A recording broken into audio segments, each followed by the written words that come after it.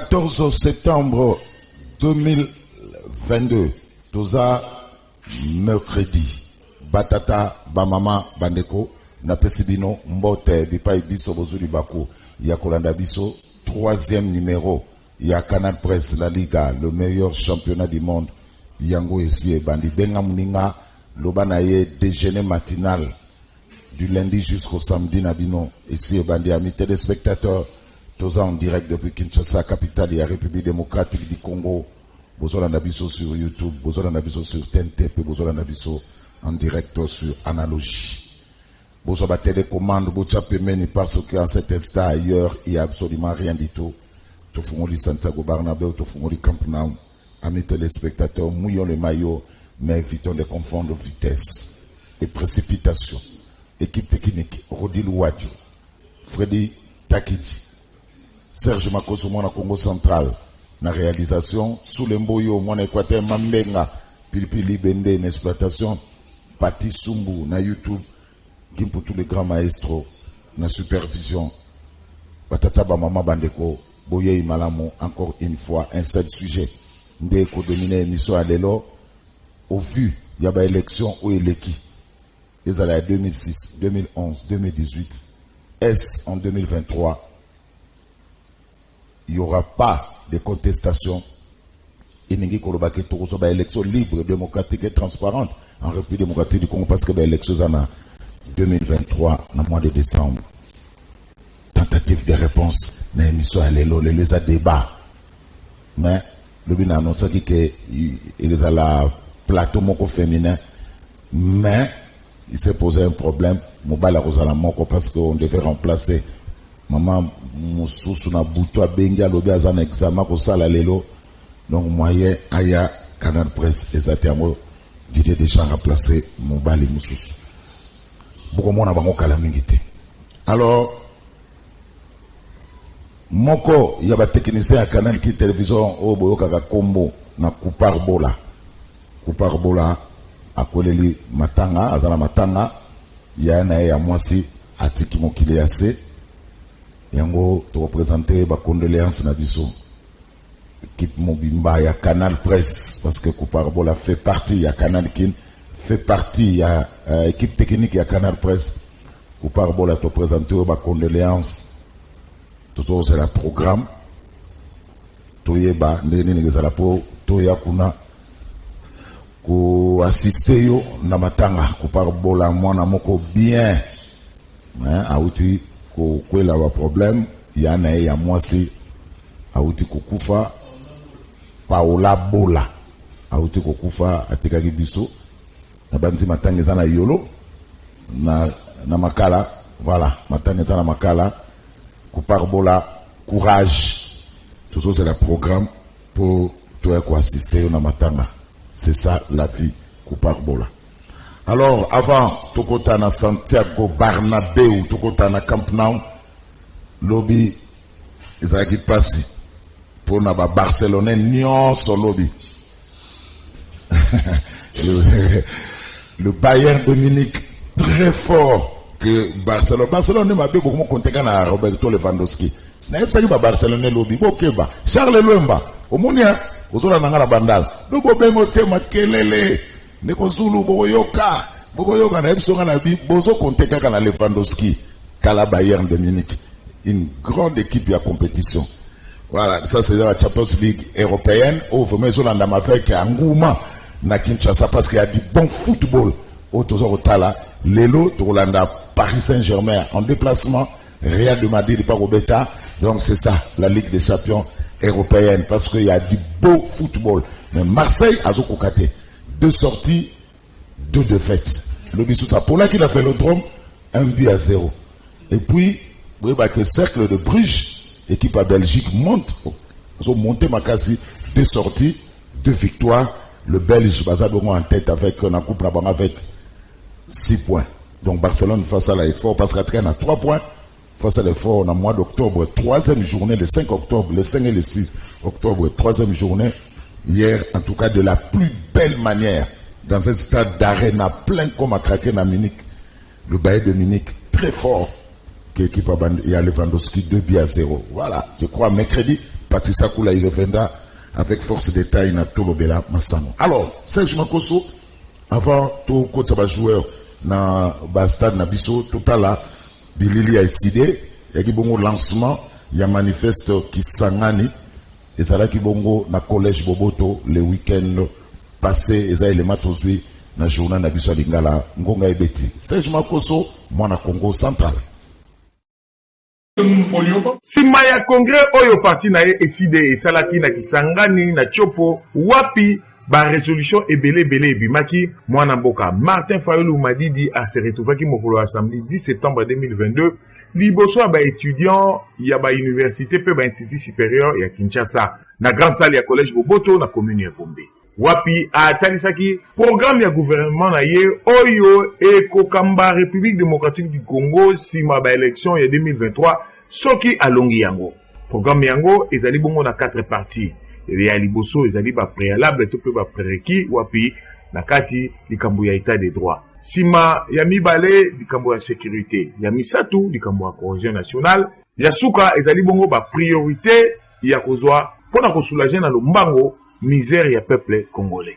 Boyoka secrétaire général ya SID mwana mboka Devos Kitoko ndenge abetingoka ya programme ya gouvernement ya SID na 2023 toke maponami to recouvrer victoire ya peuple congolais oyo ezalaki volé toko kamba mboka en fonction ya manifeste wana bamususu babengi yango programme du gouvernement donc pona biso ezali programme na biso ya gouvernement tosana ba priorité oyo to attaquer une fois tous le pouvoir. La priorité, ndenge commandant du peuple a décliné bino et l'oriboso éducation. Il faut kalas ya malamu, bana batanga malamu. Il faut agriculture, batubalia to combattre pauvreté na misère. Il faut santé ya malamu. Hôpital les ala malamu. Donc tout ça besoin na biloko wana. Et après, oyebi ke mboka na biso les lots tozali poumon ya monde entier en termes de couverture carbone. Donc écologie, na salubrité, développement durable, il faut biloko wana to bunisango. Gonga ebeti.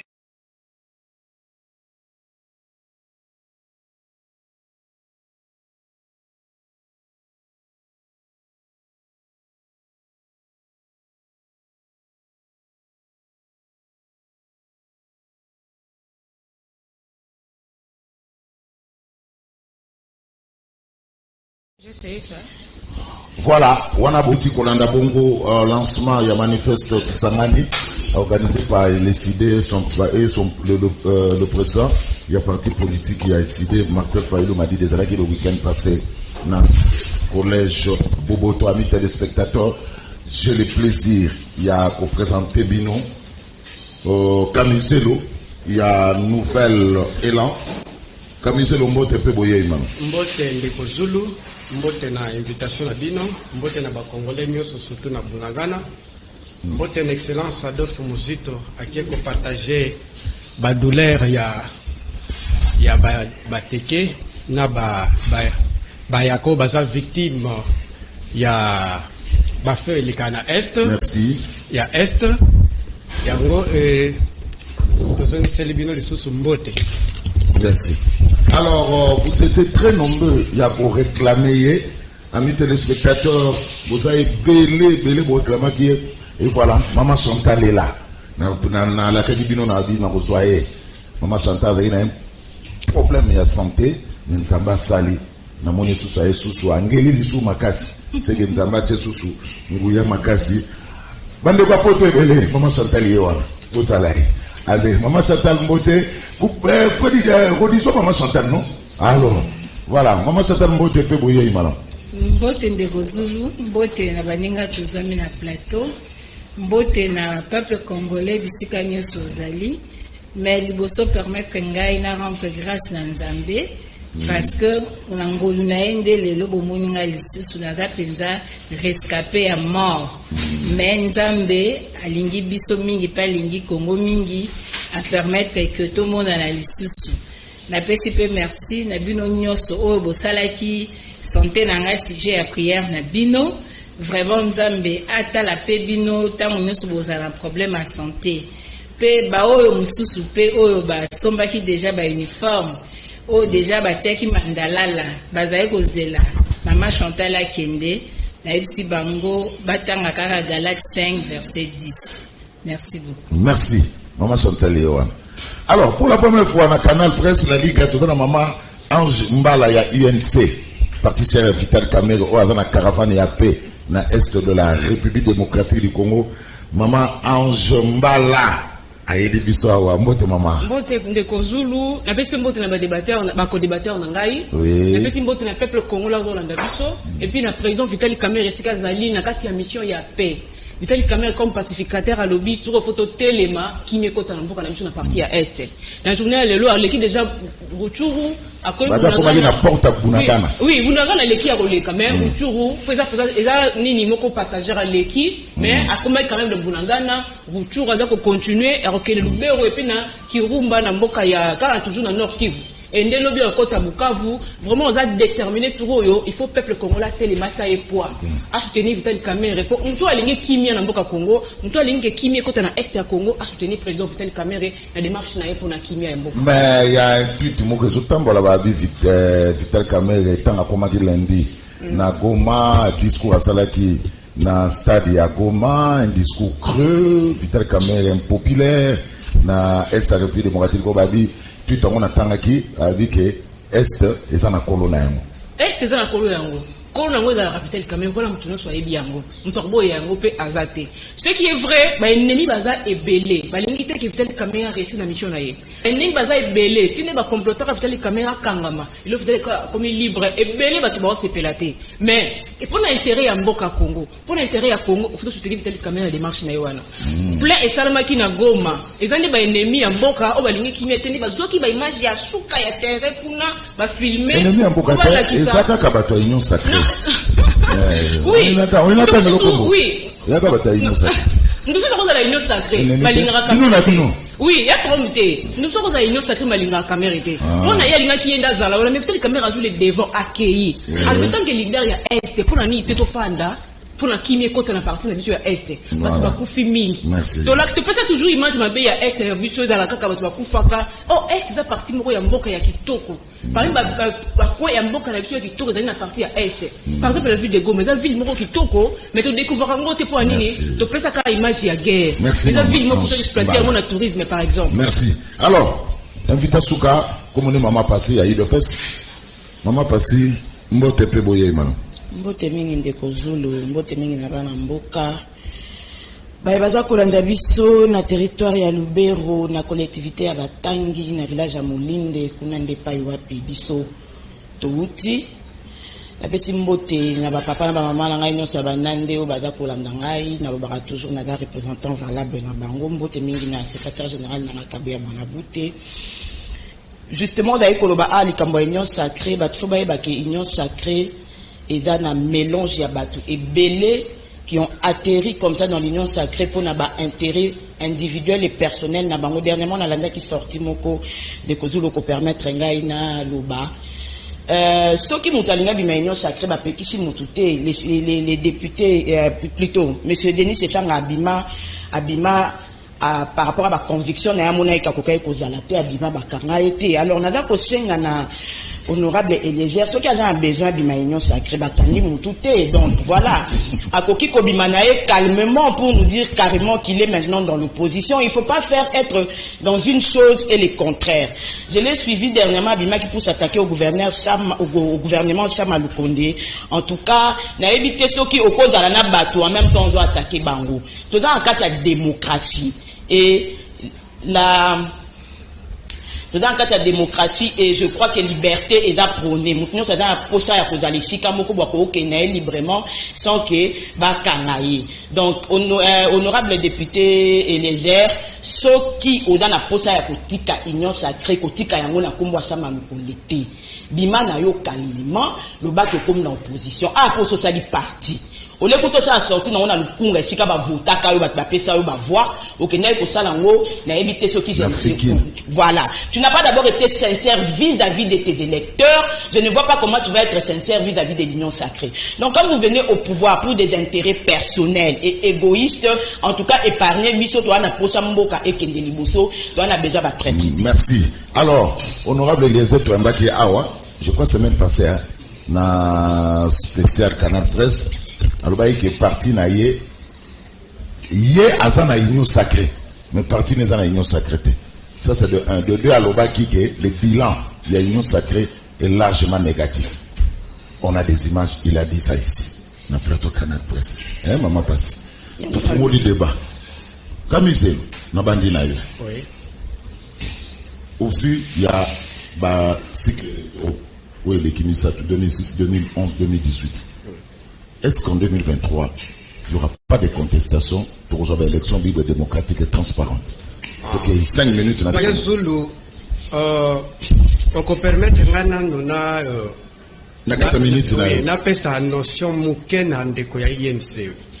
Boye bake Adolphe Muzito akoma kwa mutu, binope bokoma na nani na Bunagana.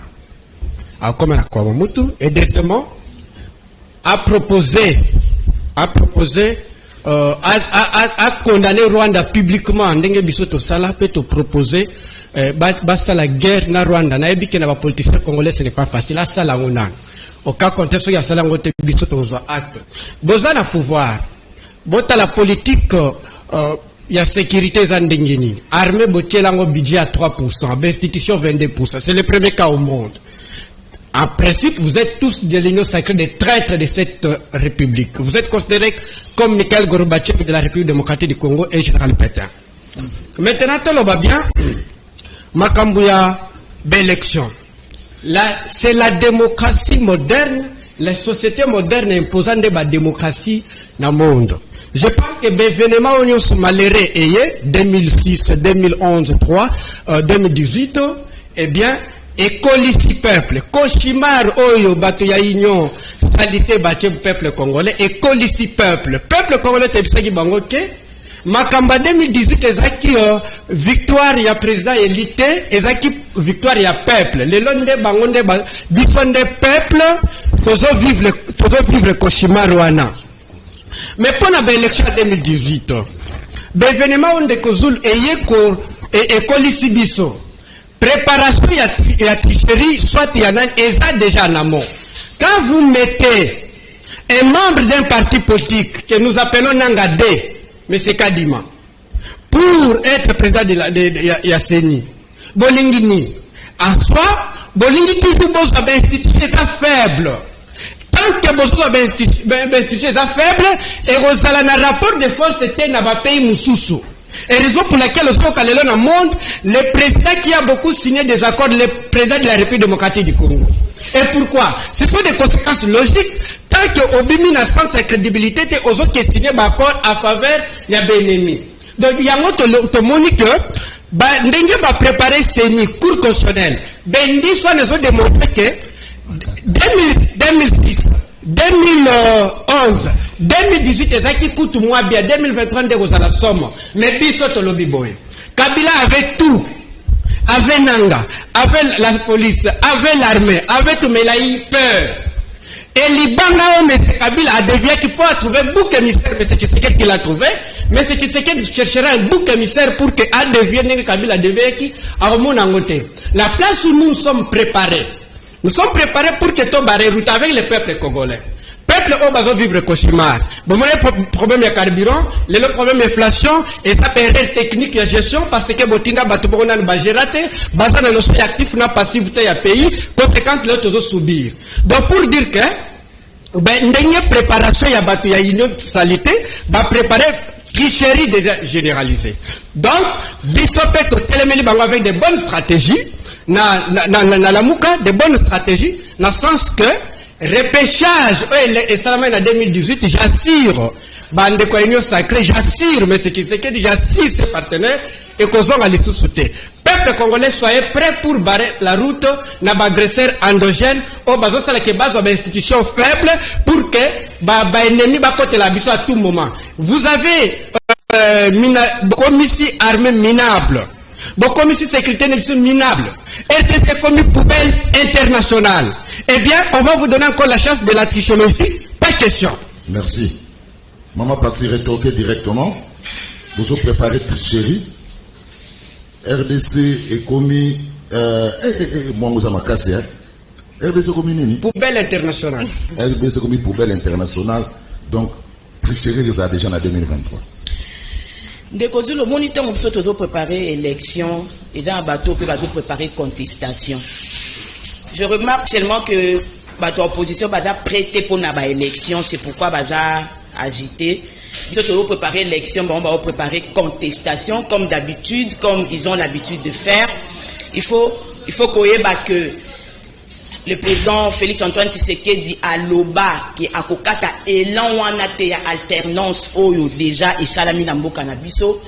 Donc, ce qui va être opposition, la Monique va mieux préparer la contestation, parce que on va préparer l'élection, et il faut peuple congolais et opposition et là jamais préparé pour une alternance. Opposition, bango balingaka, toko takana ba makambu, y a dialogue, y a koyokana, y a tofanda parce que pour eux souci na bango ezalaka ba placement, souci na bango ezalaka pouvoir. Mais je suis désolé ya ko annoncer na ndeko alobi awa que soi-disant monsieur Kabila aluka ki bouc émissaire. Aza parti à Muzito, nouvel élan.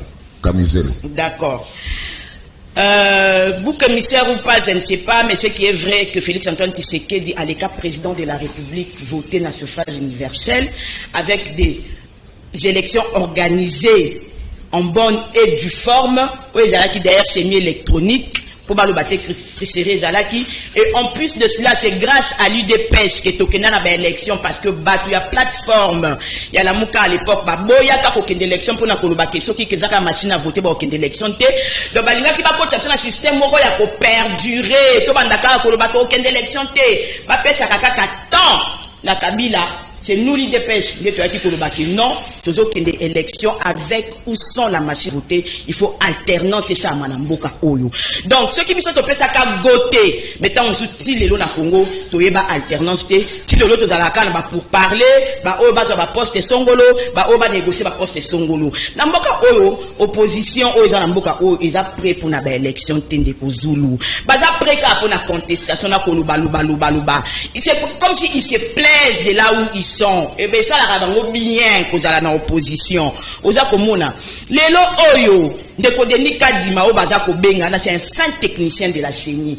Denis Kadima uta na poche ya DPST, Denis Kadima a uta na kata tek ya CENI. Et bon en Afrique du Sud au mot le Kalobaki que il s'y représentant à IDPS en Afrique du Sud. Wana il faut tout na moleka. Il faut autour yango moleka parce que ngai naza apona ko ba dire à batute pour ce justice benginga lelo chacun est responsable de ses dires et de ce qu'il dit. Entre temps on a nina profiter pour na olobo moni makamkara oloba awa bino moko ba journaliste boyebi sarabiso makambozo lobezo ka engager car yo moko. Ça veut dire ceux qui ont dérouté, ceux qui ont débordé, yonde mutu okende ko se présenter devant juge naturel na yo. Ba tout songolo pakala ba roya ressemble yo te parce que maloba na yo za ko loba yo mutu ko assumer. Donc moi je ne peux pas prendre maloba ya mutu moko songolo pakala na ya kolobela ye pour ce qui il faut na se justifier na aussi se justifier sur base de quoi. Donc Denis Kadima, quoi qu'il en soit, c'est un fin technicien de la CENI. Aoutaki CENI et il nous a rassuré dernièrement dans l'année qui sortit naïe qu'il n'y aura pas de glissement. Abi les glissements et dans le vocabulaire il y a CENI. Il nous a rassuré qu'il y aura élection. Le ministre Nicolas Kazadi pour le mois de mai, je crois, avril, mai, juin, bah, ça qui c'est nimbongo, parce que ils ont un budget moko boé, oh, ils allaient allouer na CENI chaque mois, il faut bah, ça kaye, ango, bah, ça qui c'est nimbongo. Donc, je vois pas pourquoi on va venir faire un débat ici sur la comparaison, soit des élections 2006, 2011, 2018, les élections 2023 auront bel et bien lieu, bah, tout bas à la montée. Et il n'y aura pas de contestation. Papa, opposition il se prépare pas pour les élections, il se prépare pour la contestation. Merci. Alors, nous rappeler, nous avons débat au féminin, effectivement, bazalaki 4 mamans, mais maman moko a se désisté qui a lobby azana donc aza avocate, a lobby accueilli na musala bango ya bazuzi. Maman mususu qui pourtant zua lobby azana examen, ko ba maman baza milité, ko basala ba débat. na ba émission à Tongo, raison pour laquelle pour ne pas vider Zala, tu as besoin de kokamiser. Alors il faut nationaliser nous que Martin Fayulu est attendu aux États-Unis, ce qui n'a pas aussi maman Chantal à contredire Ngai. Il est attendu sur sa mais na mon photo ça dans la avion. Il est attendu aux États-Unis pour kuna asala ba masolo na ye na tout nazanango Martin Fayulu devrait solliciter le membre du Congrès américain et l'administration de Biden pour que Washington suive de près l'évolution de la situation de ces pays stratégiques d'Afrique centrale qu'est la RDC et contribue à y garantir des élections libres et équitables en 2023. Les États-Unis avaient joué un rôle clé dans l'issue de la présidentielle de décembre 2018 en soutenant la victoire de Fatih Benton, malgré le fait que de nombreuses irrégularités avaient été dénoncées et Fayulu est déterminé à éviter que l'histoire se répète. Donc Martin Fayulu aux États-Unis d'Amérique. Alors maman Chantal, au lieu de vous préparer pour affronter les joutes électorales, beaucoup se préparer pour la contestation. Vrai ou faux? Merci Ndeko Zulu. N'a respecté kaka idéologie et émission. Toujours échangeaté. Merci beaucoup. Nalingina lobana ntango lobaki sur manifeste Kisangani ezali vraiment nanzela na yango de peuple congolais senglia s'imprégner na makanisi ya SID pour na direction ya mboka na mibu ezali koya eloko ni SID kanisi mais la manifeste Kisangani président élu a pesa ki ba préalable au nombre de 4, que nous devons d'abord tout faire pour l'intégrité territoriale, parce que les élections, elles bien, mais Bunagana, Ezawapi, état de siège, Ezana nona côté kuna, Toyo qui se commune à Makambia, Bayakana, Bateke, partout, donc surtout intégrité territoriale.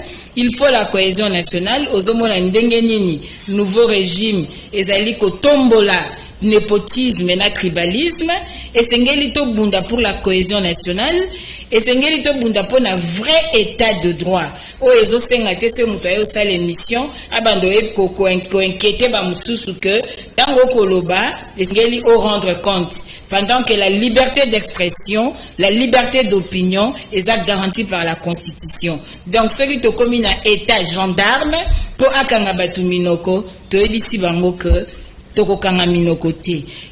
puis il faut une bonne gouvernance et ça est vraiment préalable parce que à travers la bonne gouvernance la redistribution et à revenu na peuple congolais bisika azwami je m'en tiens à la déclaration à INT Balobia Osala une tournée de la paix mais je voulais dire au peuple congolais ceci.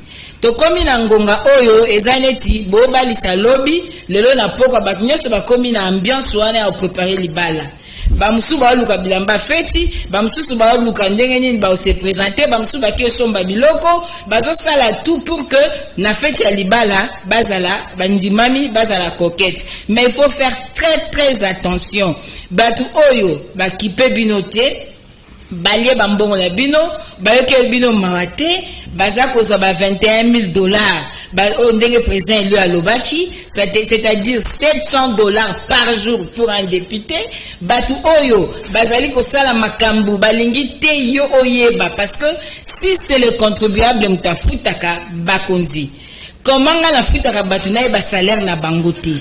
C'est ça la grande question. Comme ici, salaire fantôme, comme il action, moi, démontrer zate, yango tolobi que peuple congolais fungo la miso.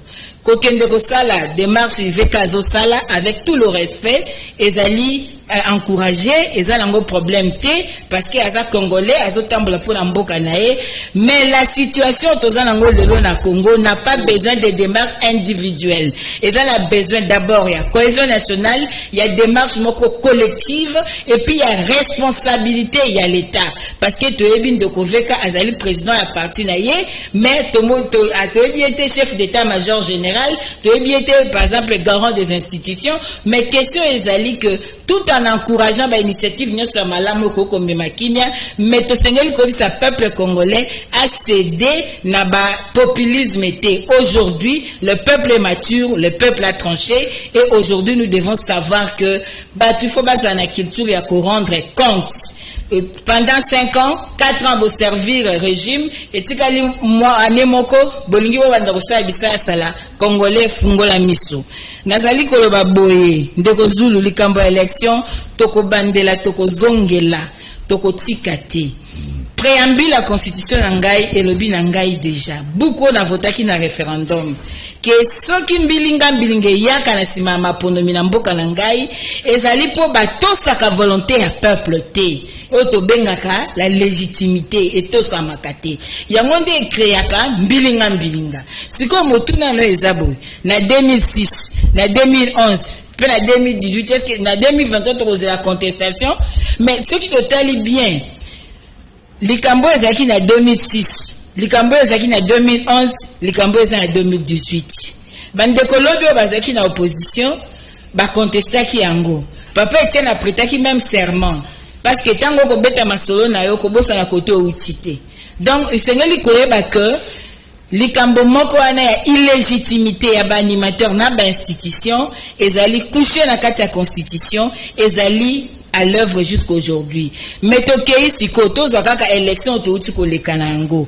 To monaki lo lenge kani processus électoral ezalaki non seulement ambigu, non seulement il y avait 11 millions de fictifs, non seulement batu bakufa ki pona yango, na mboka o to bande ko sala marche chaque jeudi to benga kango jeudi serveur, to zaki ko bunda poto luka fichier électoral à malamu, poto luka toke na maponomi à malamu, to monaki militarisation processus électoral et ko sale make bandeko na biso tango maponomi ba ko pesa baba résultat na yango batu oyo esengela ki ba fanda la parlement batu esengela ki ba kambamboka bakambi yango te etumba wana to ko bunda yango siko to komi lelo 2023 eza kokoma au regard ya makamnyo soto vivaki la fois passée nous devons kozamaye le même bible lobby dans le malheur l'homme sage réfléchit et sengeli to réfléchir to uti wapi est-ce que nous aimons le Congo ou bien toyeka pour la clan, pour la famille, pour la camarade, pour la groupe à battu. Ce qui toye pour la Congo, remettons-nous en charge. Ndeko Félix devant le premier congrès à la parlement. Alors baki emogoke, alobi, il y a eu des choses et fâché qui conscience collective, ma mémoire collective. Tout le monde a reconnu que ça n'a pas marché. Mais que faisons-nous maintenant pour que ça marche demain? Nous voyons déjà la Cour constitutionnelle. Na lo lenge o yango e fandi.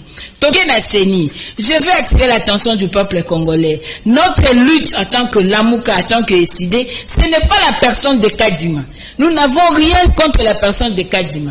Notre lutte, Tolobaki Yango, manière au Batuba, comme qui n'a bisika wana. Tolobi était tous en a besoin de neutralité à Seni. Mais quand la lolenge bureau ane fandi, et l'action de neutralité te. Ce qui balobi, Toboyaki Kadima, bis tous en a question à personne à Kadima te, Kadima wana atikalane wana. Mais question est les 6 autres membres à bureau wana. Et Sengeli to sentir que il y a quand même une volonté de vouloir donner une bonne élection, une élection crédible. Au Tikolanda rapport avec experts et à Nations Unies. Balaki si bien qu'il n'y a pas une volonté politique à la crédibilité à l'élection parce que bakomona ke bato balingi ko s'accaparer na institution ils ont compte en ligne de compte na makambo etali maponomi. Alors lelo, est-ce que cause la contestation? Mais la contestation n'est que conséquence. Il y a logique, il y a mauvaise organisation à l'élection. La contestation n'est que conséquence logique, il y a un processus ambigu. Comment pouvez-vous comprendre les députés qui doivent voter de loi, qui doivent garantir la neutralité à Seni, que ces députés salaires n'est à la Kobata? De quoi le président Elie Alobaki c'est la tricherie à grande échelle? Tolandi de Rodeni c'est ça ndenge à 400 na pété. Tolandi bombongo la bozoza pour la musani bosali. Mais ce que zambongo la futa kabino pour la bulletin de paye fiche de paye no ezalité nini. Et le président Martin Fayulu a parlé de la rémunération des députés. Il n'a pas parlé du salaire de députés. Parce que le salaire de base des élus comme sous. La rémunération, c'est y compris d'autres avantages. Donc, peuple Esengeli Aeba Yango. Yango nazo chité nangana kolobandeko Zulu.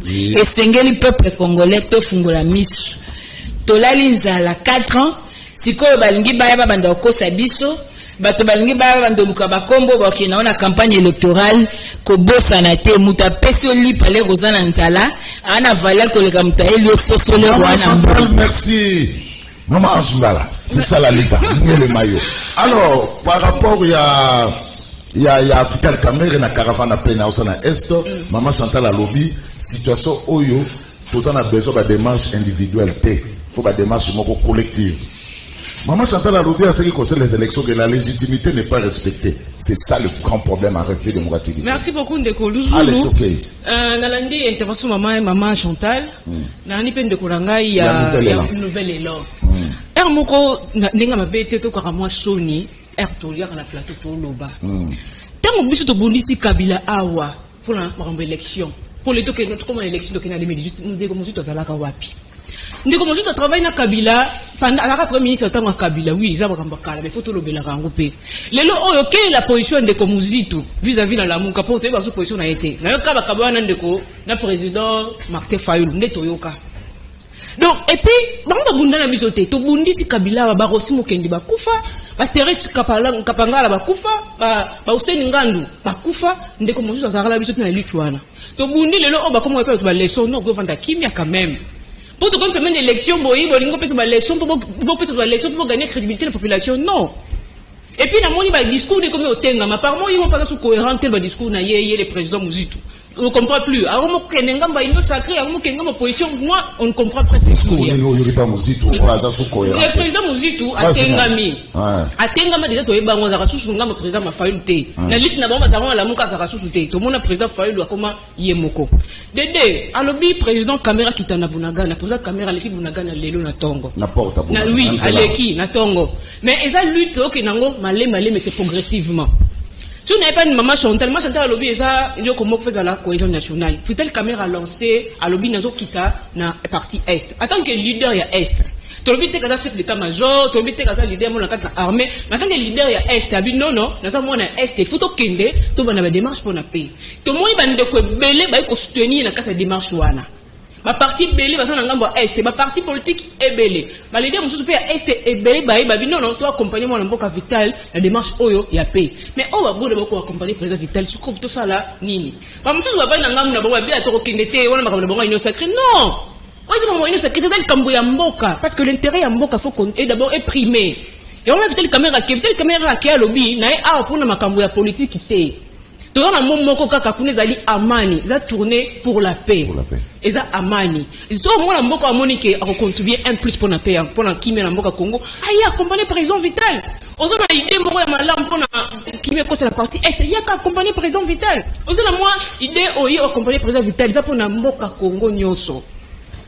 Ande comment Chantal Bilo comment lobby pour te communer à la veille élection tout comment non mais tout ça c'est important même un jour avant les élections et empêcher tout ça pour le Congo de la même manière il y a lobby une année avant l'élection de la même manière on fait une année avant l'élection quand les arabes bongo était là pour qu'il ne fait bon on peut président Fayulu à quels États-Unis qui ko bongama juste tout ça bien pas qui ko bongama pour l'élection on a préparé base na Kinshasa préparé makambo ya ke luka lobbying oui ce sont aussi son droit aussi à kende à bongama pour l'élection au en 2023 mais Bisous fait n'engagement de continuer au travail. N'attendons qui est au peuple qui président Félix. N'attendons qui est au président peuple qui cache. Tout ce qu'on n'attend qui est continuer au travail tout l'embaté. Alors maman Chantal a la légitimité de ne pas respecter. C'est ça le grand problème en République démocratique du Congo, maman. En fait l'opposition quand on est Nikolanga il y a maman Mounande à lobby il est maman passe. Nenga lobby opposition avons contesté il ne soit boyaka.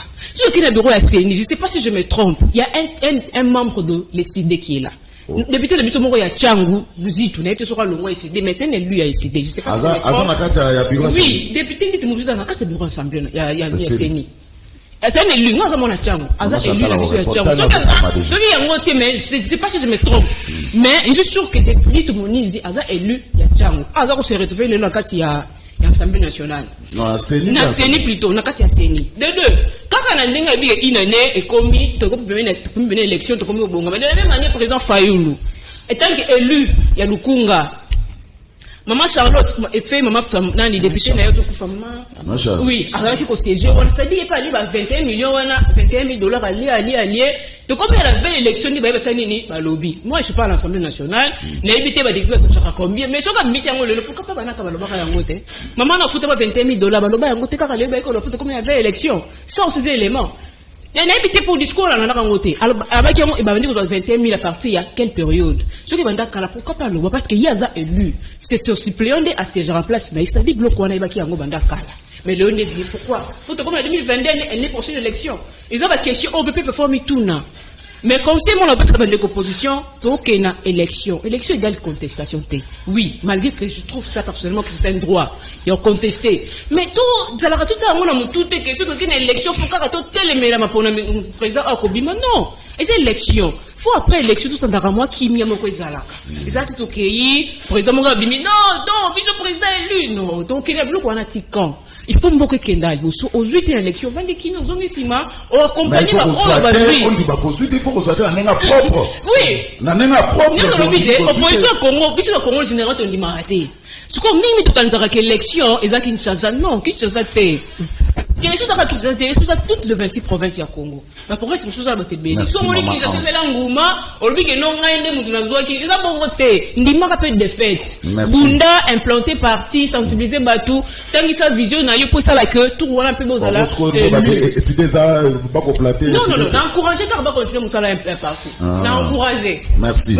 Alors, téléspectateurs, on a un petit problème à connexion, hein. Ne m'appelez pas. Tu as vraiment un petit problème à connexion. On sait comment est-ce que tu as alors, on a banani na kamiselo, na banda suko koto ya maman Passy, la manière dont le membre au bazo composé Seni, au bandege bazala ki bapona ki bango, problème ya maman Chantal Alobaki Yangoana. Bon, deuxièmement, il est sur la stabilisation que les élections de 2023 seront libres, démocratiques et transparentes. Il est sur l'axe. Ndekozulu na ina kino na loba que j'ai toujours comme l'impression que tozongi suna makambo ya Nations Unies et ya ki ko loba exact façon tozo kendelonde tozo ke le même Nations Unies on a besoin d'un mboka na biso depuis 20 ans pour nous rassurer que la guerre allait finir parce que ça bitumba na mboka na biso dernièrement na contraint na ngana butembo ba telema ki pona obinga na MONUSCO mais nous jouons toujours à politique morale de pas des mesures ça veut dire quand il s'agit d'une chose nous faisons confiance aux Nations Unies quand il s'agit d'une autre chose tobité Nations Unies MONUSCO et les Nations Unies et dans la mboka na biso mais pas seulement depuis 20 ans il faut rappeler que même na babituba 1965 on avait fait aussi appel à l'ONU pour EA Awa. Depuis l'Organisation des Nations Unies, solution ni effémiment. Et il y a une diversion. Parce que maintenant là, que le processus est entamé, et ils viennent dire que, parce que le processus est bien sur base de quoi? Même les États-Unis, l'élection sera contestée. Dernièrement, on l'a vu avec Trump. Donc, élection pour Nangaï, j'ai dit et je répète, Kadima est un fin technicien de la CENI. Et ça, Baso Bada représenté pour la CENI. Je crois il est de la Tchangou parce qu'il n'a pas de Tchangou. Dernièrement, nous avons vu les confessions religieuses. Parce que CENI, normalement, ma élection, et dans la Kamingi Mingi na charge, il y a ma confession religieuse. Parce que dernièrement, je crois, Ramadan Chadari, je ne sais plus. Et ça qui prend la élection. Comment vous voulez être à la transparence pendant qu'on met tout sur la table et on discute avec les acteurs politiques? Bandeko balobi ali kambuya. Ikamba bunagana tozo betela yango moi chete mingi. Ndeko Zulu. Omoni bunagana wana na ebite soki tozo lo bango ka pour tozo en Kinshasa. Moi je suis de là. De l'autre côté il y a les M23, de l'autre côté il y a les FARDC. C'est bien beau de dire qu'on lance la guerre. C'est vraiment beau, c'est bien. Moi-même, là, tel que je suis là, je suis d'accord, parce qu'il est traîné. Mais la population qui est au milieu, qu'est-ce que vous en faites? C'est aussi la charge de l'État. Il y a quoi assurer sécurité, il y a population au milieu. Et moi, je m'en jusque là, pour que, d'une certaine manière, population subir té. Parce que ceux qui m'ont dit que bandit, à part 16 millions, et le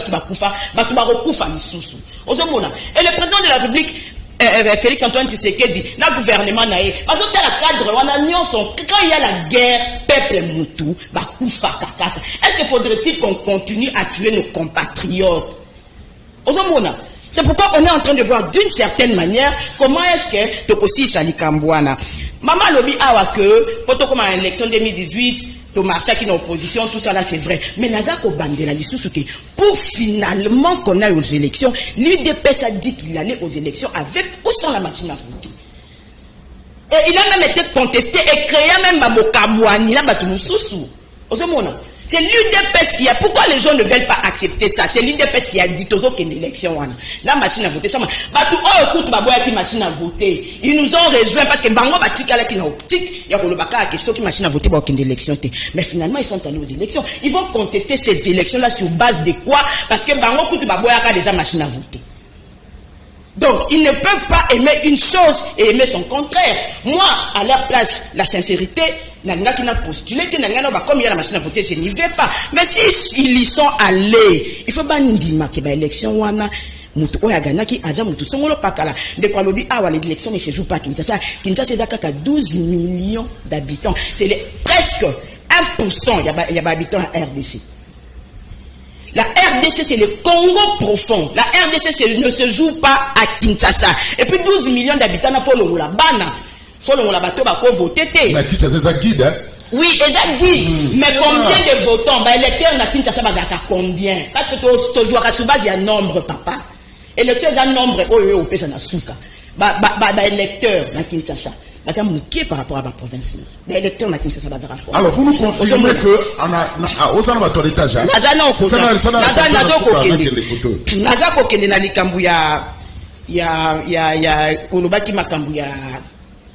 je ne sais pas, légitimité ou je ne sais pas quoi. Voilà, là, le problème est que la légitimité n'est pas respectée. La légitimité n'est pas respectée. Ceux qui bango moko, baza déjà représenté na kati. Na le balikambu Ndeko Martin Fayulu, la salle manifeste, il y a Kisangani, je crois.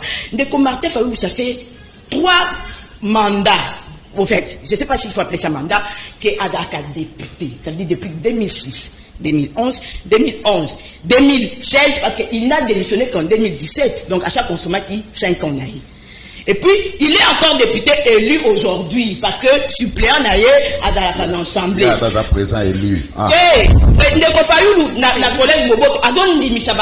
Quand j'étais député, j'avais dit qu'on recevait $10,000. Quand j'étais député, n'est-ce pas? Il empêche les gens de réfléchir.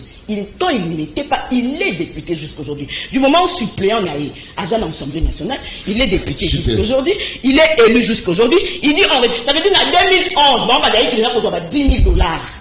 Tu vois comment les gens ne sont pas sincères envers le peuple. Et puis il vient pour contredire Mende qui dit que député français, parce que sur base de comparaison, on compare la RDC à la France, on compare la RDC aux États-Unis, je ne sais pas sur base de quoi, mais vidéo, on va attaquer en ligne, député français aura 5 000, je ne sais pas quoi, net, il faut suivre cette vidéo, elle est 5 minutes.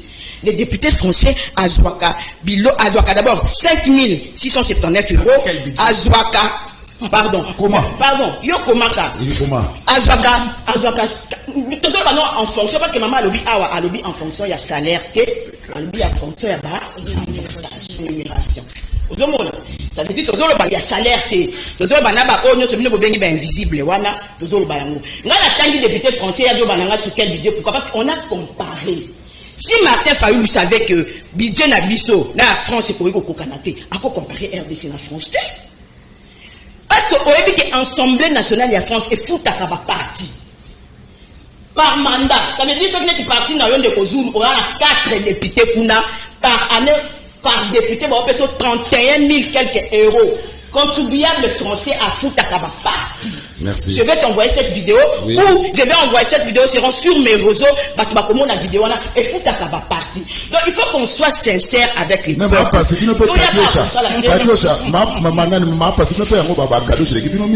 J'ai suivi honorable Ntingi na chaîne moko ya télévision. Azolo basoki Fayulu bazolo kanate na muzite ça parce que Fayulu azoka $75,000 et pas gouvernement pour na frais à fonctionnement ya opposition. Osomati on appelle ça Kadiosha. Est-ce que Martin Fayulu a yebanité na comportement na ya papa? Le comportement nani muzitu ndeko na yo bazana en opposition.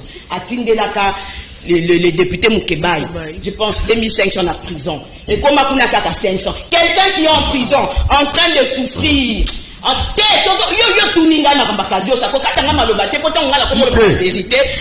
Muzitu ba uti ko ndongwa na mafina Fayulu ko la 500,000 et utaki kingakati. Il a jamais été sincère en matière d'argent. Parce que kabona pona makambu ya mbongo. Muzitu alingi lisusu te parce que transparence na makambo mbongo ezate soki les gens pas président parti politique oza transparent na makambo mbongo te tango oya okoma ya mboka ndo oya okoma transparent na makambo na ba 2005 ya un prisonnier qui souffre ya tiki bana na ndaku na mwasi na ye commissaire ata mwasi na ye mbongo yo ozwi 80% ke pesa ya 20% lobi ndo lingo ya okoma président na biso. Merci maman Passy. Allez, maman Chantal, rétorquez directement. Rétorquez directement. Même merci, merci. Après maman Chantal, après, comment on commence? C'est ça la Liga. Liga, c'est la grande voilà. Alors, maman Chantal, est-ce que le CID se prépare aux élections?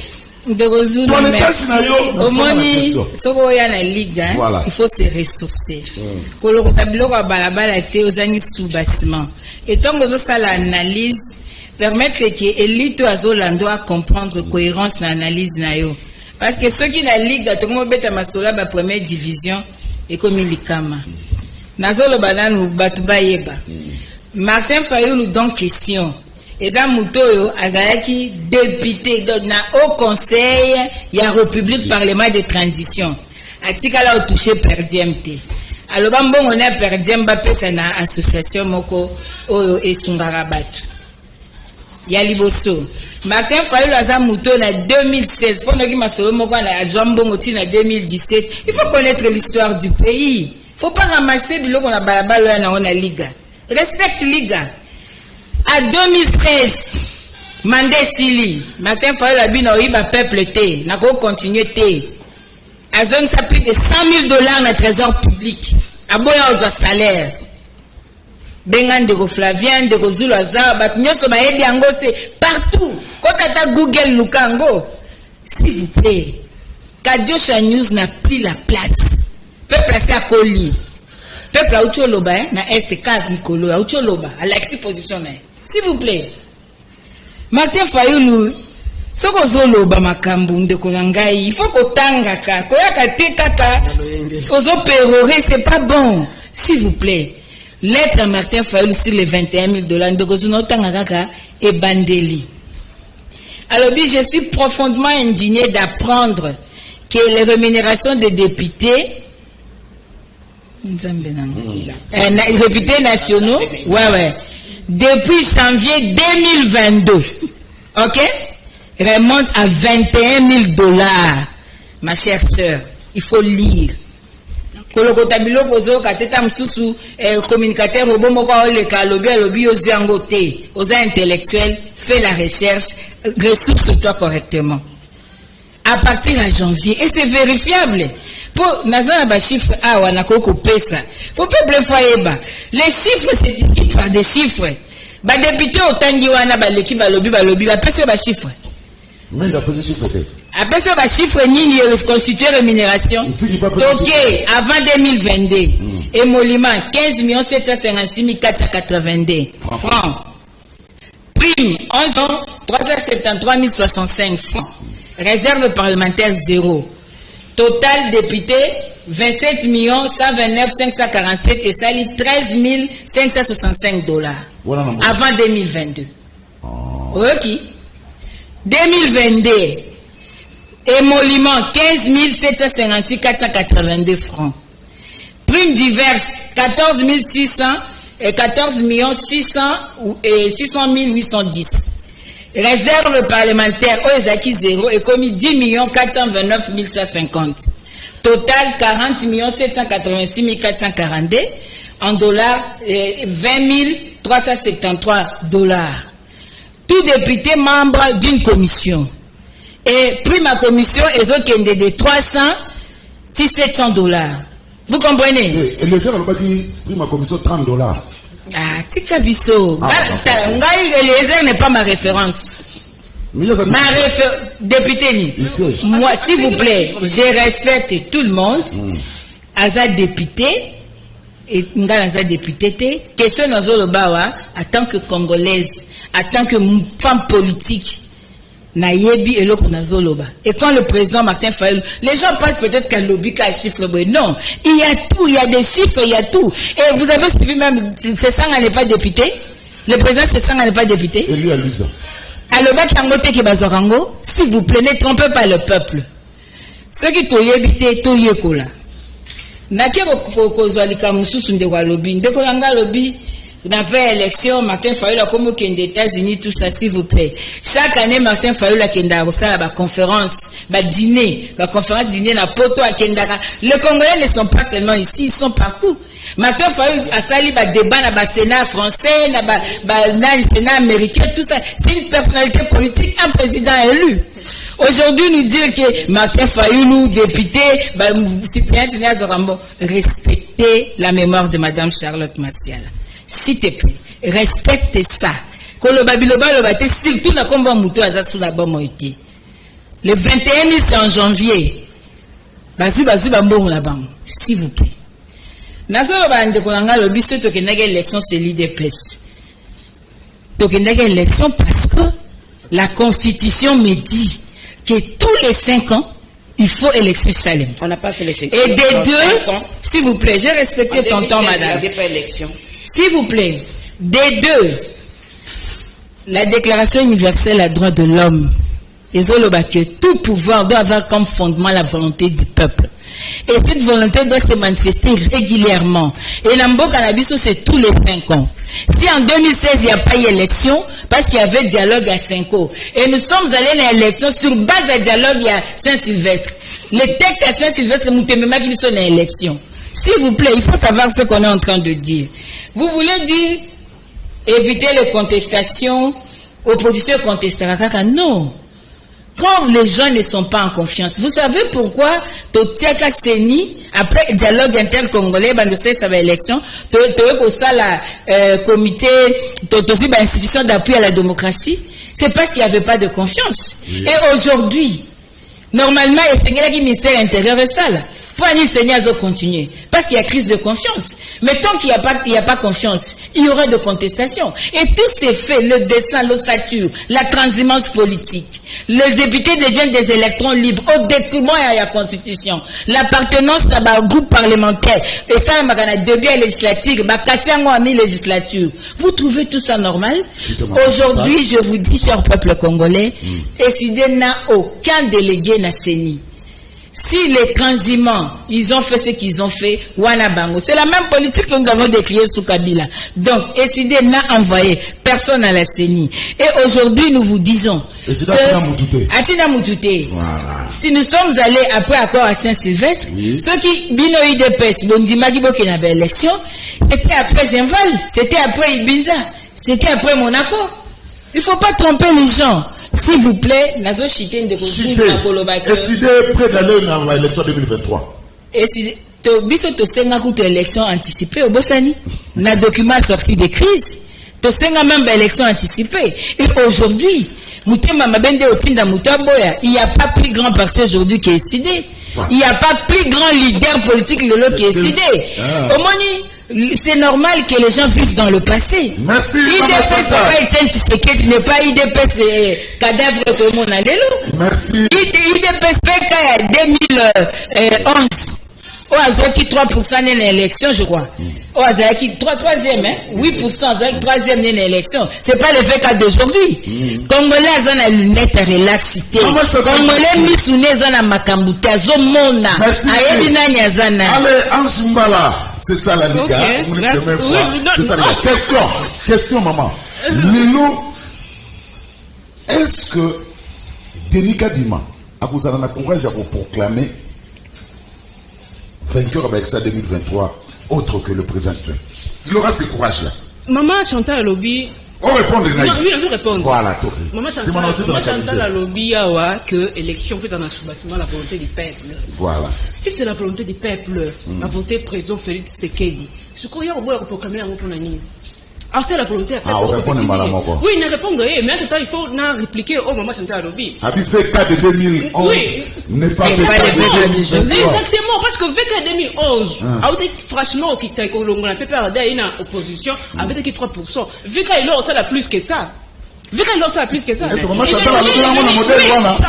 c'est grave. VK il a ça plus que ça. Naturellement, c'est normal. Na tout on a dit que l'Ongwana n'est pas à Kabila, tel que tout après avec l'Ongwa. Parce qu'en 2006, VK était tout fait tout flamme. Non, tout fait tout flamme, mais on t'a dit à Kabila. C'est différent. Et puis, à l'époque, on a préparé, on a monté, la minute, on a préparé, on va comprendre qui est quand même. Parce que son maman, ce n'est plus le VK 2011, c'est comme vétéran. Non, le vétéran, il est devenu plus fort. Tel Kamé a commis plus fort qu'en 2011. Il est devenu plus fort.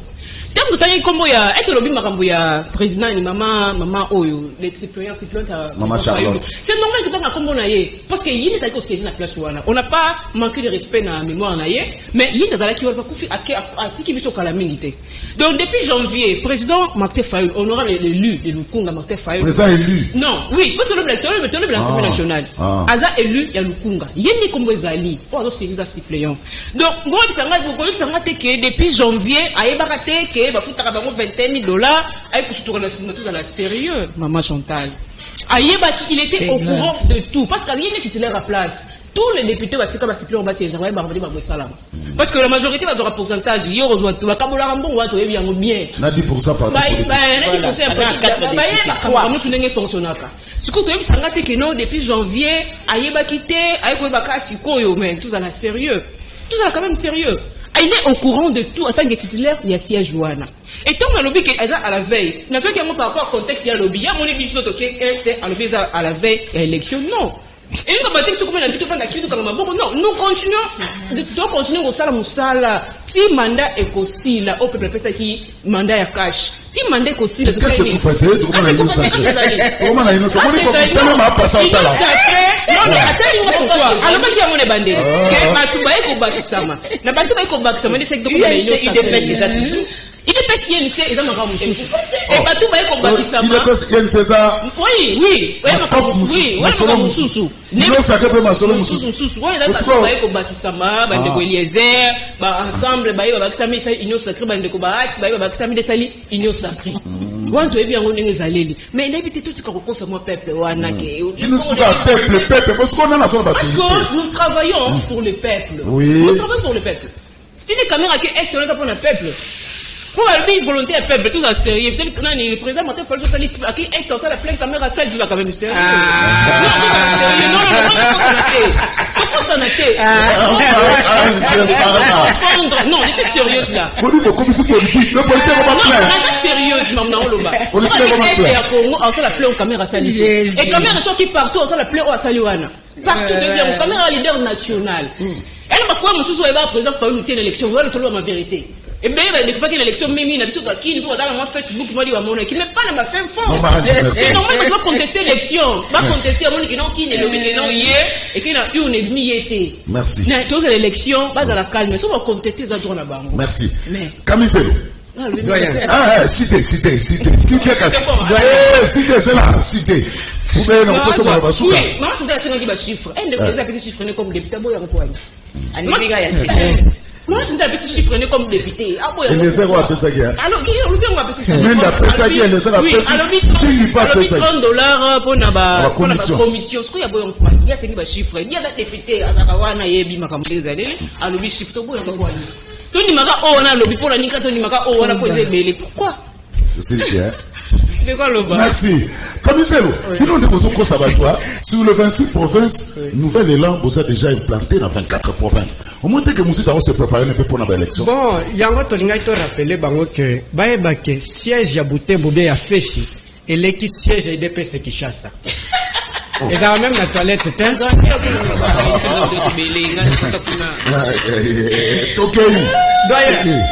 quand les gens achètent des villes avec l'argent RDC Naba, Espagne, Nanani, Nouvelle est là, avec le leader Nabango, Adolphe Mouzito, tous ont construit un pays. Siège Nabiso ya fait, ya Boutembo, qui siège à IDPS, ya Kinshasa. Hollandais même, professeur Mogaloba, qui a même la toilette, ils ont bouché. Donc, Baïba qui tous se préparer à conséquence. Alors, il fait que, Adolphe Mouzito, Azak a travaillé dans Kabila Salanini. Tu expliqué Bino Boye. Tu coûtes 14 milliards de dollars. Il faut boyer bango. Tu fous un nyonso. Les lobes aussi pays na nyonga 8 milliards de 3 attaques militaires bosombite. Bandeko. Atta stilo bosombite pour na pays. 14 milliards tu fous dans 3 ans. Dans 3 ans, bozuli biso nyongo. Peuple Congolais bazuli bino déjà nyongo. Bon, et puis, autour de la bango. Na 8 milliards au pays est déjà nyongo na niveau ya libanda. bon botongi toilette oni quoi sabino ke bozoya il faut apprendre botanga bandiko je vous respecte comme les mamans mais surtout un débat politique bandiko bo apprendre tolobi peke makambo ya cash est-ce que ebi muto a fait dans sa cash ba parents na bino c'est Rwanda non na uhu ah oui yango le pays zo futa cher pour la makambo ya cash. Parce que boyebi bien que IDPS depuis que les Arabes toujours accomplissent na M23. Roger Lumba l'a représenté qui? Na M23. Raison pour laquelle moi je vous dis, je sens regarder derrière, vous êtes des traîtres de la République. Vous êtes des traîtres de la République. Donc, insécurité, nous faisons les cas où bino boza complice mais yango. Donc pour dire que bandeko o bazana pouvoir, histoire ils ont démontré yango na pese bino histoire ya IRSS. Na pesi bino histoire ya France bana bakozwa bana ya ndako pour que ba détruire ndako ce qui plaît na peuple congolais bofongoli misote na bandeko bazokende o Voltaire aza philosophe ya Moyen Âge abanda abango les fanatiques et fanatiques ya banda ko parango eza peste le loto yango net Covid-19 donc pour dire que bandeko baza ba traître. Où se prépare l'opposition? Quand vous parlez de l'opposition, vous voulez parler de quoi? L'opposition, ce n'est pas Adolphe Muzito. L'opposition n'est pas Martin Fayulu. L'opposition n'est pas Parole Kamizelo. L'opposition, c'est les souffrances du peuple. Ndeko Zulu. Est-ce que vous savez qu'il y a des stations Baote Kamai? Et Mai Angope et Mati, là, le coule carburate. Mai et Mati, c'est une carburate, situation planétaire. Et qui n'est pas d'abord le cas en RDC. Parce que Bino Boyaki, ministre de Bino a été mal. Pour preuve, Bakanga est vrai faux. Donc pour dire que vous êtes Bokenaki quoi apprendre, vous commettre des erreurs graves, ils ont causé tort dans RDC. Donc, dans ce sens, on va expliquer Bino que Lélo, vous êtes toujours dans la démarche. Il y a un détruire Congo. Même si Bino que Makamba, est-ce qu'il y a un problème d'individualité? On a répété, madame Alobaki. Il y a un problème, il y a pouvoir public. Na pouvoir public quand il faut pas foutre à bien bas militaire. Les autres problème il y a qu'un kokolo. Et comme wapi. Bon que na bakane, je demande même à na journaliste bon que filmer comment nos militaires vivent. Bon comparer na kaya mubu na ba militaire ya Mobutu Tilelo. On va vous dire que cet acte est une ligne de stratégie que ba ennemi ba dans toutes les nations du monde dans sens historique. Merci. Pour que ba détruire nation autres zoloba. Na sens roloba ke kadima a proclamé Moutouté sauf le rapport de force. Il sera intimidé, il va publier, ne vous en faites pas. Là, je parle comme, avec quelques éléments sociologiques. A proclamé, nous allons créer un rapport de force. Peuple congolais, soyez prêts pour affronter ces gens. Et qui ne travaillent pas pour vous. Merci. Vous avez, que je termine. Oui, terminé. Vous avez le budget Yamouké d'ailleurs. Et vous prenez 60%. Pays, même si vous avez Jésus-Christ à gérer. Même si vous avez parole Kamizelo. Avec 40% qu'on développe. Il y a un moment où, na 3 ans, attendez net boulevard. Exactement, on parle boulevard là, avenue Nayokaka. Avenue du commerce. Et bon, il est ça. On compare avec la boulevard. En attendant, Batana va mandar Nyongo. Dans un programme FMI formel. Donc, nalingi koyebisa bango ke totika professeur à l'université na $2000. Lelo $1300. Magistrat totika na $800. Lelo $300. Tozo avancer, tozo reculer. Armée, na c'est ça l'armée. Armée ça na top 5. Les gens ont 11e place. Et bon, que Zulabiso armée est à 14e place, il y a Ouganda. Bon, Zulabiso armée est à 12e place. Mtabiso est à 11e place. Et l'Indi Koloba, Bandeko, ceux qui bofongent l'imisoté. Nous sommes tous malheureux au sein de la bêtise de Milaï. Ceux qui bofongent l'imisoté, ils jouent pour les ennemis. Merci. Et c'est le seul peuple qui peut freiner ces gens au cas contact comme on est en Palestine. Merci. Comme on a Palestine. Merci. Et Sili. Déjà, émission, c'est peut un message. Non, mais bah, maman, 30 secondes, à papa, moko, pour conclure. Hein? Le temps message est là. 30 secondes, pour conclure. Maman Ange. Ok, merci beaucoup, Ndeko Zulu. Toujours dans l'année, il y a paix. J'invite tous tous les Congolais, Vatikali, Bandeko Faïlou, Bandeko Mozitu, les opposants, va soutenir le président Vital Kamerhe la démarche. Il y a ça résistant. Non, il y a cohésion nationale. Parce que la possession, c'est la possession de Kimia. Peuple a la mission. Soit la possession de Kimia, la paix, la population Est. On va confirmer. Maya va accompagner le président Vital pour Kimia contre la partie de la mission Est. Bonne élection 2023. Élection que Zala, la Kimia. Élection que Zala, on va la proclamer comme président. Pourquoi pas tout pour Tondi Maye? Tondi Maye, batala mi tout est qui est contesté kaka. Oh, argumento boya non. Tout qui aucune élection. Moi, préparer ma base, malembe. On va aller aux élections. Et ma rambe qui ne mboka est tambola mboka est comme à développer malembe. Donc qui m'a deuxième mandat. Non, c'est pas ce que je dis. Et non, on a bien voir la tête. Mais nous, c'est deuxième mandat. Tu vois qu'il y a une élection. Oh, Kanda, oh, il y a une élection pour soutenir les tours. Si on est le président Kamerhe, on soutient le président Kamerhe. Si les directions politiques nationales, il y a une sorte de baguette, soutenir le président Félix pour un deuxième mandat, tu soutenir rien. Merci. Pour le moment, leur moment est le babité. Maman Chantal, 30 secondes, on conclut l'émission. Bon, non, tout n'a pas de téléspectateurs. Quand vous faites en prison, est-ce que ma maman Bazaki n'a même langage au balelo pour comprendre que le peuple Azana Moutolo Belete à part le président élu. Nangina rappelé qu'Aboy Moutoyo Azotia désordre à comme makimiate. Jamais. Parce que ba créer un désordre Moutumoko mais pour le bon c'est désordre et ba comme ami bali. Donc peuple faye bango. Nangina lo baboy. Soit disant $75,000. Ezali Sony Kadiocha News. Pourquoi? La loi numéro 007, loi portant statut à opposition. Et je sais que tant qu'on va désigner candidat opposition, président assemblée a notifié PV, dès qu'on continue à l'institution, il y a un compte dans la ligne budgétaire pour que va de financer opposition. Mais tout naïe, loi et opposition et ça, il y a une porte-parole opposition pour Nama Mukolo ni. Nani va désigner pour la opposition PV nango zawapi. Ce que le gouvernement bimisa mbongo. Pour nous c'est une information, c'est-à-dire mbongo wale bimaka. Alors peuple congolais lukoye ba nani azokango. Parce qu'on n'a jamais eu un porte-parole à opposition. Il y a nangina suki sandikolanga na koloba que salaire à ba député à janvier et futama na janvier. Informez-vous, nous avons répété, il faut que liga, il faut des informations. Salaire à ma député, il y a janvier, janvier, tout là pour dire que peuple congolais n'a pas succès n'a kolobaka que fungola misu, mutako sayote, nzala, kolia passe, transport passe, logement passe, nisa les athées. Maezate intégrité à Mboka. Mutu oyo apretaka serment pour nous protéger Mboka azaka institution Mboka. Merci. Ce qui Mboka eza lelo na ba étranger na kati ya Mboka, c'est na ba gouvernant o bazali na Mboka ba luka solution. Merci beaucoup. 30 secondes. 30 secondes, tu as bango que la mouka est dans la charte nango, la mouka est union sacrée. Est-ce que la mouka est ça? Et ça les a charte, tout en charte, c'est charte, non? Il est presque écoute dans son statité, président, ils en a président intermédiaire. Maman passe ça au Congo, ils appellent Ekoufa nango déjà n'ingaloba parce que parti est en statut. Et l'on Ekoufa? Parti est en statut, Parti. Il est président en président intermédiaire. Tu as bango que tout en charte. Charte na biso coordonnateur c'est Adolphe Muzito et Boyebake Kadiochisme et ça sur la place T. Oh, oui. Kadiochisme et ça sur la place T parce que devise à bataille de Pesezali, tribalisme, traitisme et le mensonge. Bah forcément Nzambe kandi ma 11e commandement ils le kuta Nzambe aboyinaye. Vous voyez?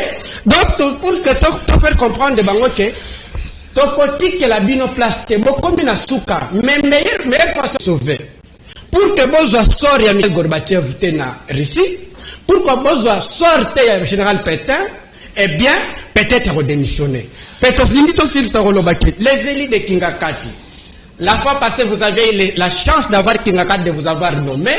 Cette fois ici, les peuples congolais, Oba Bengana Belge, Oba Bengana Mobutu, qui vivra, verra. Maman Passi, c'est ça l'émission. Bana mboka na sambo ya ko annoncer bino ki la muka existe ka lisusu te parce que déjà président Mobutu na foyulu ba yoka na te ba bwana pona mbongo. Donc ce qui bino ko condimenter te vocha prochainement président oyo akoya ko valoriser non mbongo avant bino peuple choix eza ya bino. La muka existe ka lisusu te, la muka ekufa. président Mouzito Kutuna Fayoul Bakuta na réalisé. Bilan union sacrée. Ba rappel sous té. Moi la mboka lobi que biso toza ba fanatique na ebité soki o ya za ko sala ezaki adepte toza nini. Obiso no sonde toza na plateau awa tozo sala jalelo ya ba parti na biso. Ndenge nga na zo sala jalelo ya IDPS ndenge bango bazo sala ya Martin Fayoulou ndenge bango bazo sala ya Mouzito. Na mutu aye ko représenter mutu na ye. Mutu aye ko na ye moko awa azate. Donc c'est que ceux qui sont fanatique, yépe azali fanatique ya mutu na ye. Balobi awake bazo tonga banda kuna Espagne bango batongi na Kinshasa na ebite na mbongo nini bango bayaka na ngoto bazalaka nango inspecteur ya finance oyo bango batongeli nani. Balobi tozo sala eloko te balobi nzela elenge se logo eze logo te bana ngiri bana kote kuna balobi nzela totongoli bineze logo te fallait to tonga kaka boulevard. Oh, ça a existé depuis 1960, peut pas modifier qui parce que ça existait. Mais nzela elenge se kufaki. Bana ya météo, balobi nzela totongeli bino eza eloko te. Bana ya njili brasserie, balobi nzela totongeli bino et yango ngana retenir na plateau lelo eza eloko te. Bozi la belle élection ko ya na 2023, ba prisonnier politique o bazonga na mboka, balobi to sali eloko te mais lelo ko vivaka na opulence nyo na kati ya mboka oyo, c'est grâce à Félix Antoine Tshisekedi to de la belle élection en 2023. Yebisa mama pasi elezer azaye moko te na parti azana obi kalonji donc lukunga na chango voilà pour nani li batia événement na fiki o ezali netro yebisa bandeko ya union sacrée donc mama pasi na mama Angèle ya UNC gouvernement ya sama bilan na yango ezali négatif baebi yango bien batika ba distraction bopon ta promis yebisa mama pasi na mama Ange bunagana bazo koka kozwa yango te économie par terre nyo sozo simba te pe tozo c'est la élection ya bien pour changement ekota moi kumtalobi nzambe azwa lokumu lelo po tomoni lisusu mama Chantal. Merci. Voilà TV moko batwebele biso awa na swadi tokangi wo voilà honorer l'olendu depuis la swadi ba Holanda yo. Alors tolingi ba vérité nani oyo azwaka $75,000 ya opposition. Et puis Makaupa, Tonito ça l'a fixé, Faïlou Nantingi, nani alobi vérité. Coco. Alors Faïlou après conférence il y a samedi à Zolinga des États-Unis. Kosala nini pour être gouvernement oyo bakanto nini papi. Depuis déjà. Oui. Ça kendagi.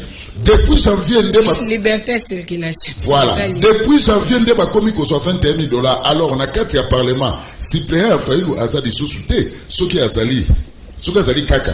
C'est que yépe a sora 21,000 pour azali na mutukuna Roger na pesi te yebisa Ange que na Mouzito na vital mutasala kabila koma o azali eza vital soka évité tout na mama Chantal soki ados ndoma sa sora pe $21,000 na sipleya ya Faïlou tolingi to eba yango recette alors pour na honorable ados ndoma si ko déranger nga trop mais nazo mona été vous êtes dégagé pour dire non nanaki image moko on est dans Paris azora 21,000 grandeur na biso ya président élu il dénonce parce qu'il parle le pays il parle pas individuellement yé moko akoya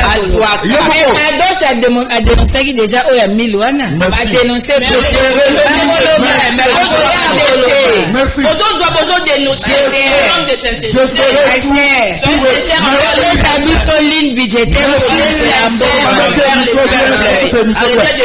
merci, je ferai tout pour avoir à 200. C'est l'île politique à la Mouka et n'a pas si joyeux anniversaire n'a papa Nangaï Guy Alphonse Ramazani de la part de Joël Ramazani depuis Belgique. Merci maman Ange, merci. Merci maman Passé, merci. Maman Chantal, bon retour hein. Merci beaucoup papa. Merci Camisel. Merci. C'est pas un débat. Même si na souba ezaka liga. Vous comprenez. Merci pour tout